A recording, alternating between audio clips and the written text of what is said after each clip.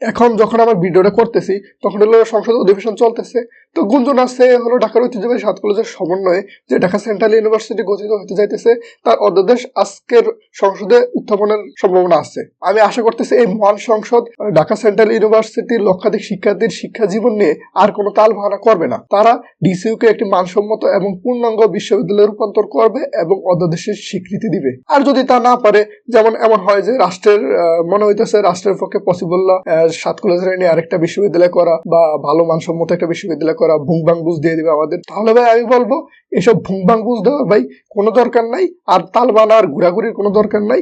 আপনারা হলো 7 কলেজকে চিরতরে বন্ধ করে দেন। এখন ভাই আপনি বলবেন হলো এটা কি বলতেছেন, আপনি 7 কলেজের স্টুডেন্ট, আপনি ঢাকা কলেজের স্টুডেন্ট, বলতেছেন যে হলো 7 কলেজকে বন্ধ করে দিতে, মানে 7 কলেজের অনার্স বন্ধ করে দিতে। এই জিনিসটা কেমন কথা? কারণ ভাই আমি চাই না আমার মতো আমার আর কোনো জুনিয়র বা আর কোনো শিক্ষার্থী এমন একটা মানহীন শিক্ষা ব্যবস্থার মধ্য দিয়ে যায়। আমি এখানে পড়ি, তো এখানের কি অবস্থা ভালোই জানি। তো আমি মনে করি এটা হলে হলো আর হলো কোনো মানহীন জাতি তৈরি হবে না, শিক্ষিত বেকার তৈরি হবে না ডিসিউকে একটি মানসম্মত বিশ্ববিদ্যালয় করে তাহলেই।